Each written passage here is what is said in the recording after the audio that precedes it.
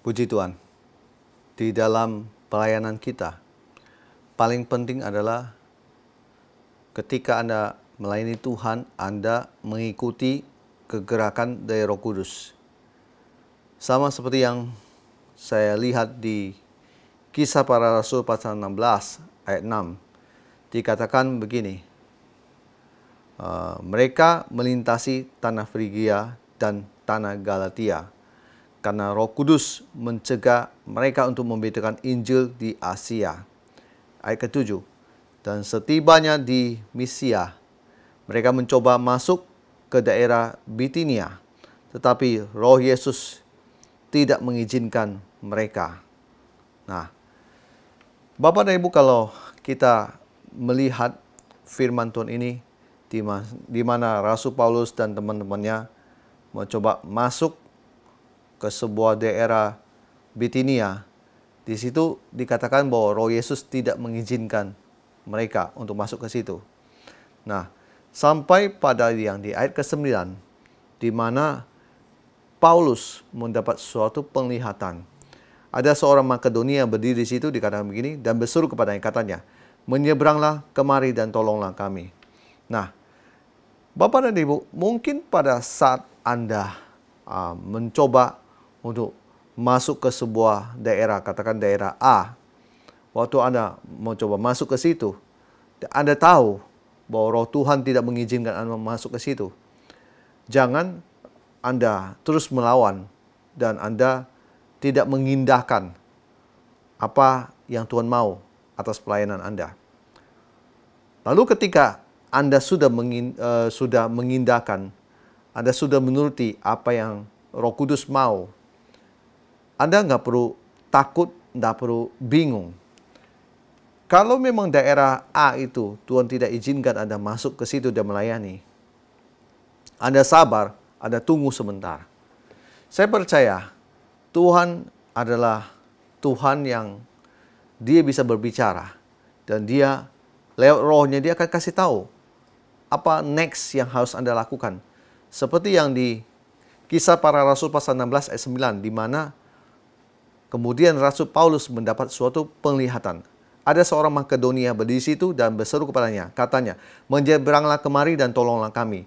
Nah, segera Paulus mendapat penglihatan itu, dia langsung berangkat. Dan dia percaya itu adalah tanda dari Roh Kudus untuk dia, bahwa itu adalah tempat yang harus dia tuju. Nah, waktu itu dia mungkin berpikir Bitinia, tetapi pada akhirnya dia tahu bahwa bukan Bitinia, tetapi yang di daerah di mana ada seorang Makedonia berdiri di situ. Bapak dan Ibu, kita harus memiliki sebuah kepekaan. Selain kita mengikuti apapun yang Tuhan mau, kita harus memiliki sebuah kepekaan. Dan oleh sebab itu, kita harus ikuti apa maunya Tuhan. Jangan berdasarkan apa pelayanan yang Anda pikir itu baik. Nah, selain itu, Anda harus jangan kompromi. Tidak enak hati, ragu, atau takut, sehingga membuat Anda tidak bisa mengikuti Roh Kudus. Ada banyak orang yang masih bergumul dengan pelayanan dia karena dia kompromi, dia suka tidak enak hati, dia ragu, dia takut. Nah, Bapak dan Ibu, tidak selamanya semua yang enak, yang baik itu dan cocok dengan kedagingan kita itu adalah kehendak Tuhan. Tetapi seringkali kita diperhadapkan dengan segala sesuatu yang isinya bertolak belakang dengan kenyamanan kita, dan pada akhirnya kita tahu itu adalah kehendak Tuhan. Nah, cara untuk mengikuti kegerakan Roh Kudus, pertama, yaitu saat Anda dengar, Anda taat, dan Anda mulai melakukan apa yang Tuhan taruh di dalam hatimu. Sekali lagi saya ulang, saat Anda dengar, Anda taat, dan Anda mulai melakukan apa yang Tuhan taruh di hatimu. Ada banyak orang dengar, dia taat, tetapi maaf, dia tidak pernah mulai untuk melakukannya. Jadi dia biarkan suara itu mati secara perlahan-lahan. Yang kedua, cara mengikuti kegerakan Roh Kudus. Dia raja, kita hamba. Jika ini ada prinsipnya kita, maka kita akan bisa mengikuti kegerakan dari dia. Dibutuhkan sebuah kerendahan hati dan penundukan diri yang luar biasa. Hal yang ketiga, cara mengikuti kegerakan Roh Kudus.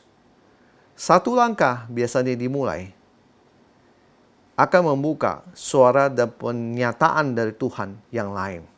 Seperti yang kita baca tadi, di mana ketika Rasul Paulus sudah mau masuk ke Bitinia, tetapi dia tahu itu bukan berasal dari Tuhan. Lalu dia turut. Nah, langkah yang sudah dia lakukan, pada akhirnya ada datang sebuah penglihatan buat dia. Kemudian dia berkesimpulan bahwa Tuhan memanggil dia untuk memberitakan Injil kepada orang-orang ke Makedonia. Nah, hal yang keempat begini. Dalam mengikuti kegerakan Roh Kudus, ketika dia diam, Anda diam. Ketika ia lari, Anda lari. Dia selalu ada di depan Anda. Jadi ikuti saja. Pelayanan yang berhasil adalah pelayanan yang mengikuti kegerakan Roh Kudus. Bukan pelayanan yang bersifat kedagingan, tetapi hanya dibungkus dengan bilang bahwa ini untuk Tuhan. Kalau Anda semuanya untuk Tuhan, maka Anda adalah seorang hamba dan Anda melakukan apa yang Tuanmu mau Anda lakukan. Dengan kita mengikuti kegerakan Roh Kudus, jangan heran bahwa urapan dan kuasa Tuhan akan dicurahkan di situ. Tapi justru ketika Anda melakukan sesuatu dengan liturgi yang begitu banyak yang Anda susun, Anda tidak membiarkan Roh Kudus untuk bergerak. Anda otomatis menghalangi pekerjaan Roh Kudus itu sendiri.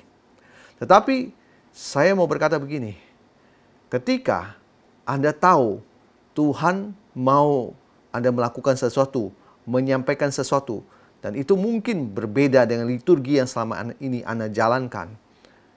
Tetapi karena ketaatanmu, saya percaya itu akan membuahkan hasil yang luar biasa. Karena semua yang kita lakukan dalam pelayanan adalah untuk Tuhan. Maka seharusnya kita ikuti kegerakannya Dia. Bukan apa yang menurut kita, di mata kita baik. Saya percaya kegerakan Roh Kudus membawa pelayanan orang yang mengikuti Dia sukses. Biar nama Tuhan terus dimuliakan dalam hidup kita. Haleluya. Amin.